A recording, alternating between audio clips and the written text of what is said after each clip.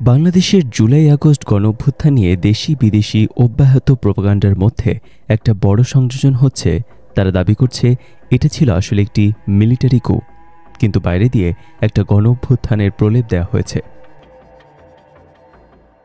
এই ধরনের প্রোপাগান্ডার উদ্দেশ্য হচ্ছে আমেরিকা এবং পশ্চিমা গণতান্ত্রিক দেশগুলোকে এই গণঅভ্যুত্থানের ব্যাপারে বিরোধী করে তোলা, যেন বাংলাদেশে আঞ্চলিক শক্তি আবারও তাদের পছন্দের দলকে ক্ষমতায় নিয়ে আসার কাজ করতে পারে। আন্দোলন দমনে এক পর্যায়ে সেনাবাহিনী পতিত সরকারের পক্ষে ভূমিকা পালন করে। ২০ জুলাই থেকে ইন্টারনেট শাটডাউনের সময় ঢাকার অন্তত ২টি পয়েন্টে নিরস্ত্র জনতার উপর আর্মির গুলিবর্ষণের ঘটনা পরে ছড়িয়ে পড়ে বিভিন্ন মাধ্যমে। উদ্ভূত পরিস্থিতির কারণে জনগণের ব্যাপক ক্ষোভ এবং দেশপ্রেমিক ও নীতিবান জুনিয়র অফিসারদের আহ্বানে সাড়া দিয়ে ৩রা আগস্ট সেনাপ্রধান ঘোষণা দেন নিরস্ত্র বেসামরিক নাগরিকদের উপর গুলি না চালানোর বিষয়। ৫ই আগস্ট মার্চ টু ঢাকা কর্মসূচিতে লাখো জনতা যখন কারফিউ ভেঙে পুলিশের নির্বিচার গুলির মুখেও সব বাধা পেরিয়ে ঢাকার রাজপথ দখল করে নেয় এবং উত্তরা, চানখারপুল, মিরপুর, রামপুরা, যাত্রাবাড়ি সহ সব দিক দিয়ে যখন লাখো জনতা এগিয়ে আসে, তখন আর্মির পক্ষে এই আন্দোলন দমনে গুলি চালানোর কোনো উপায়ই ছিল না। গুলির মুখে জীবন দিয়ে দেওয়া এই বিপ্লবী জনতাকে রোখার কোনো অবস্থা তখন সেনাবাহিনীর ছিল না। ফলে আর্মির গুলি না ছোড়ার সঠিক সিদ্ধান্তকে এখন ভারতের মিডিয়া সহ কূটনৈতিক মহল মিলিটারি কু বলে চালিয়ে দেওয়ার চেষ্টা করছে।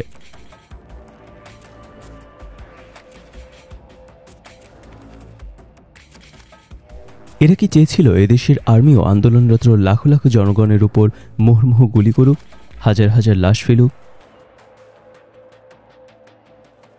দেশি বিদেশি এসব প্রোপাগান্ডা মিশনের জানা দরকার এদেশের ছাত্র জনতা কি অসীম সাহস আর দৃঢ়তা নিয়ে ইতিহাস সৃষ্টি করেছে, সে বিষয়ে তাদের কোনো ধারণাই নেই। সেনাবাহিনী জনতার উপর গুলি না করার সিদ্ধান্ত নিয়ে অবশ্যই সঠিক কাজ করেছে, কিন্তু গুলি করতে রাজি হয়নি বলেই এই গণঅভ্যুত্থানকে মিলিটারি কু বলা মানে ছাত্র জনতার রাজনৈতিক কর্তাসত্তাকে অস্বীকার করা। ভারতের মিডিয়া আন্তর্জাতিকভাবে আরেকটা প্রোপাগান্ডা চালাচ্ছে, এই গণঅভ্যুত্থান নাকি ইসলামপন্থীদের জঙ্গি আন্দোলন ছিল। এই ধরনের মিথ্যা প্রচারণার উদ্দেশ্য হচ্ছে পশ্চিমা গণতান্ত্রিক দেশগুলোকে এই আন্দোলন সম্পর্কে ভুল বোঝানো, যেন এই আন্দোলনের ফলে গঠিত সরকারকে সমর্থন তারা প্রত্যাহার করে নেয়। এই প্রোপাগান্ডার পক্ষে প্রমাণ হাজির করার জন্য নিষিদ্ধ রাজনৈতিক সংগঠন হিজবুত তাহরিরের খেলাফতের দাবিতে করা মিছিলকে হাজির করা হচ্ছে। কয়েক মাস দেখা গেছে কিছু স্কুল কলেজের শিক্ষার্থীদের হাতে কালেমা খচিত কালো পতাকা ধরিয়ে দিয়ে মিছিল করানো হয়েছে খেলাফতের দাবিতে। কেউ কেউ বলছেন এসবের পেছনে দেশি বিদেশি গোয়েন্দা সংস্থার কিছু সদস্য জড়িত।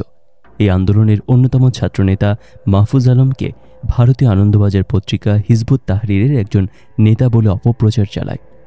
মূলত এই গণঅভ্যুত্থানে দেশের ছাত্রছাত্রী, কিশোর, যুবক, শ্রমজীবী, চাকরিজীবী, বাম, ডান, সেকুলার, ইসলামপন্থী, রাজনৈতিক, অরাজনৈতিক সবার অংশগ্রহণ ছিল। ফলে এই আন্দোলনকে ইসলামপন্থীদের জঙ্গি আন্দোলন বলে ভারতের নানা সরকারি এবং বেসরকারি মহল যে প্রোপাগান্ডা যুদ্ধ শুরু করেছে তা মিথ্যা এবং ভিত্তিহীন।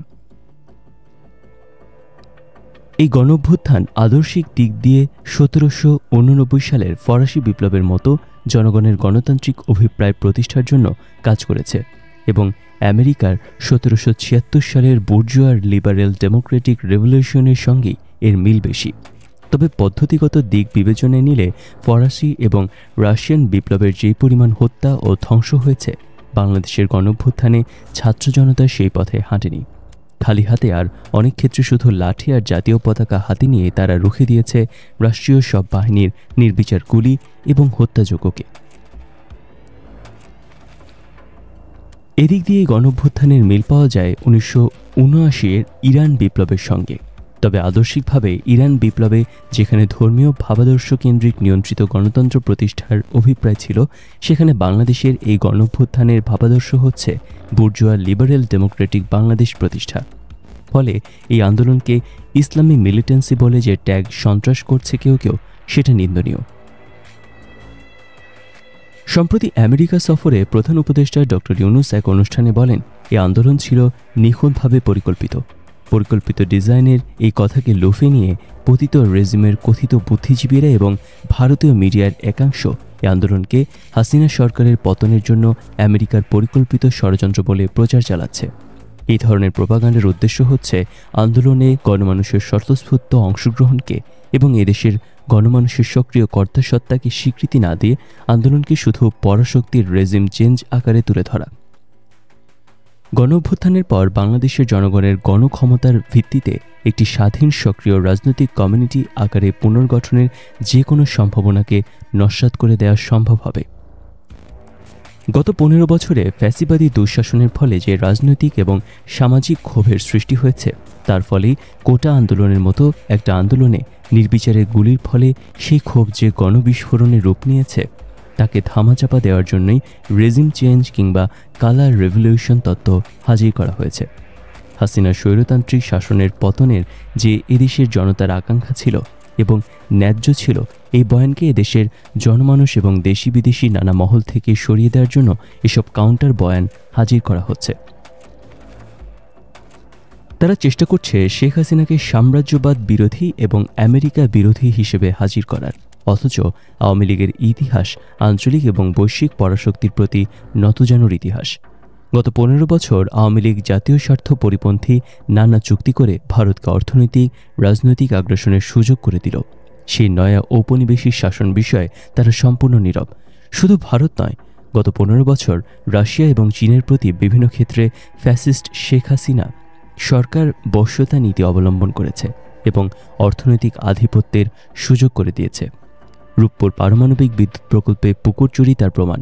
রাশিয়াকে যে প্রতিযোগিতামূলক বাজার দরের চেয়ে কয়েক গুণ বেশি ব্যয়ে রূপপুর পারমাণবিক প্রকল্পের কাজ দেয়া হলো, এটা কেন অর্থনৈতিক সাম্রাজ্যবাদী আগ্রাসন হবে না? 15 বছর ধরে যে এদেশের ওপর ভারত, চীন, রাশিয়ার আঞ্চলিক এবং গ্লোবাল পরাশক্তির আগ্রাসন চালানো হয়েছে, তা অস্বীকার করা হচ্ছে কেন? একদিকে ভারত, চীন, রাশিয়া, অন্যদিকে মার্কিন যুক্তরাষ্ট্র। এই সমীকরণে সরকার যদি প্রথম বলয়ের দিকে ঝুঁকে দেশকে এই 3টি দেশের অর্থনৈতিক এবং ভূরাজনৈতিক আগ্রাসনের ভূমিতে পরিণত করে, তাহলে তার বিরুদ্ধে আরেক পরাশক্তি মার্কিন যুক্তরাষ্ট্রের এগিয়ে আসা ভূরাজনীতির অনিবার্য পরিণতি। এটা শেখ হাসিনা সরকারের থিঙ্ক ট্যাঙ্করা জানত না?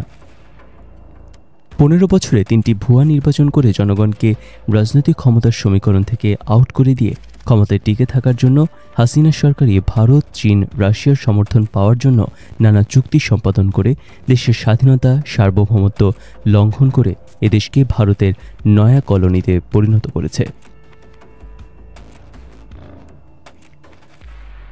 তর্কের খাতিরে যদি ধরেও নিই প্রফেসর ইউনূসের কথা সত্য, আন্দোলন সুপরিকল্পিত ছিল, এটার মানে এটা না যে এটা মার্কিন যুক্তরাষ্ট্রের পরিকল্পনা, বরং এটা ছিল এদেশের ছাত্র সমাজ, রাজনৈতিক দলের সুপরিকল্পনা। 1 থেকে 17 জুলাই পর্যন্ত আন্দোলনের পরিকল্পনায় ছিল বৈষম্য বিরোধী ছাত্র আন্দোলনের ছাত্রনেতারা, কিন্তু 18 জুলাই আন্দোলনের পুরো মোমেন্টাম এবং স্পিরিট ধরে রেখে আন্দোলনের অগ্রভাগে ছিলেন প্রাইভেট বিশ্ববিদ্যালয়ের শিক্ষার্থীরা। এরপর 19 থেকে 22 জুলাই এলাকাবাসী, অভিভাবক সমাজ, রাজনৈতিক দলের কর্মীরা এবং শ্রমিকরা আন্দোলনে ছিলেন। ফলে বারবার আন্দোলনের এপিসেন্টার বা কেন্দ্রস্থল পরিবর্তিত হয়েছে। আর রাষ্ট্রীয় বাহিনী নির্বিচার গুলি করে মানুষ মারেই একটা গণপ্রতিরোধ গড়ে তোলার প্রেক্ষাপট তৈরি করে। আন্দোলনের এক এক পর্যায়ে এক এক রকম নেতৃত্ব কাজ করেছে। সেই সাথে ফ্যাসিবাদী দুঃশাসনের বিরুদ্ধে গণতান্ত্রিক বাংলাদেশ গড়ার যে গণ আকাঙ্ক্ষা, সেই সাধারণ আকাঙ্ক্ষাই এখানে নানা সেন্টারের মধ্যে একটা যোগসূত্র তৈরি করে। আর গণ আন্দোলনের যে ডায়নামিক্স, তা এমনই শক্তিশালী ছিল যে একটা পর্যায়ে তা অটোডাইনামিক্সের রূপ নেয়। গণ আন্দোলনের এবং বিপ্লবের এই গতিবিদ্যা না বুঝে আন্দোলনকে ব্যাখ্যা করলে তা সত্য তুলে ধরবে না। আন্দোলনের যে মাল্টিপল সেন্টার ছিল, তার প্রমাণ হচ্ছে আন্দোলনের পর সব সেন্টার যারা যারা ভাবাদর্শ এবং রাজনৈতিক অভিপ্রায় অনুযায়ী বিভক্ত হয়ে গেছে এবং তারা এখন উল্টো একে অন্যের সঙ্গে ক্ষমতার দ্বন্দ্বে লিপ্ত। তাহলে এরকম একটা বিভক্ত নানা ফ্রন্টকে জুলাই আগস্টে কোনো একক গোষ্ঠী নিয়ন্ত্রণ করেনি, বরং কমন শত্রু ফ্যাসিবাদের বিরুদ্ধে সবাই এক হয়। কিন্তু এদেশের ইসলামপন্থীদের একটা অংশ সবার আত্মমর্যাদা এবং স্বাধীনতা প্রকাশের জন্য স্পেস তৈরি করে সবার নাগরিক অধিকারের নিশ্চয়তা দেওয়া যাবে এরকম একটি উদার নৈতিক গণতান্ত্রিক রাজনৈতিক কাঠামোর পক্ষে না থেকে অনেকেই তাদের নিজ নিজ মতাদর্শের ভিত্তিতে রাজনৈতিক বন্দোবস্তের কথা বলছে, নিজ নিজ এজেন্ডা বাস্তবায়নের জন্য মাঠে সক্রিয় হচ্ছে। এতে করে নানা মতাদর্শিক দ্বন্দ্ব সংঘাত দেখা দিচ্ছে। নানা ফ্রন্টে আন্দোলনকারীরা দুর্বল হয়ে যাচ্ছে। দেশি বিদেশি নানা এজেন্সির পাতানো ফাঁদে পা দিয়ে কিংবা নিজস্ব পলিসির অংশ হিসেবে কিছু ইসলামপন্থী নিজস্ব ইসলামী ভার্সনের ভিত্তিতে শাসন প্রণালী তৈরির যে দাবি জানাচ্ছে, আবার কারো কারো হাতে যে কালেমা লেখা কালো পতাকা ধরিয়ে দিয়েছে এজেন্সির কিছু লোক, এসব কিন্তু একটা গ্র্যান্ড প্রজেক্টের অংশ। এর লক্ষ্য জুলাই গণ আন্দোলন ইসলামী মিলিটেন্টদের বা ডানপন্থীদের এই বয়ানের পক্ষে মিথ্যা সাজানো প্রমাণ হাজির করা। আবার এজেন্সির পাতানো খেলায় অংশ না নিয়ে অনেকেই আছেন নিজেরা খেলাফতের দাবিতে সোচ্চার। এদের এই মিছিলকে পুঁজি করে দেশ ইসলামী শাসনের দিকে যাচ্ছে এই জুজুর ভয় দেখিয়ে এদেশের deep state, secular media, elite পুঁজিবাদী গোষ্ঠীসহ অনেক অ্যাক্টরকে এই অন্তর্বর্তী সরকারের বিরুদ্ধে খেপিয়ে তুলে অনাস্থা প্রকাশের ক্ষেত্র প্রস্তুত করা হচ্ছে। 2024-এ কোনো সমাজতান্ত্রিক বিপ্লব হয়নি, আবার কোনো ইসলামী বিপ্লবও হয়নি। হয়েছে একটি ফ্যাসিবাদ বিরোধী গণতান্ত্রিক মুভমেন্ট। ফলে এখন ফ্যাসিবাদী কাঠামোর বিলোপ করে কিভাবে গণতান্ত্রিক রূপান্তরের দিকে দেশকে এগিয়ে নেওয়া যায় এবং সবার সমতা, ন্যায্যতা, মানবাধিকারের সুরক্ষার নিশ্চয়তা সহ কিভাবে দেশের স্বাধীনতার সার্বভৌমত্ব অক্ষুণ্ণ রেখে একটি রাজনৈতিক কমিউনিটি আকারে আমরা সবাই ফাংশন করতে পারি, তার জন্য একটি সামাজিক চুক্তি করে জাতীয় সংহতির দিকে কিভাবে যাওয়া যায়, এসব নিয়ে কাজ করাই একটা কমন রাজনৈতিক কাজ হওয়া উচিত। দলমত নির্বিশেষে সবাই গণতান্ত্রিক বাংলাদেশ পুনর্গঠনের পক্ষ থেকে একটা গণতান্ত্রিক রাষ্ট্র বিনির্মাণে কাজ করে যাওয়াই এই মুহূর্তে সবচেয়ে বেশি দরকারি।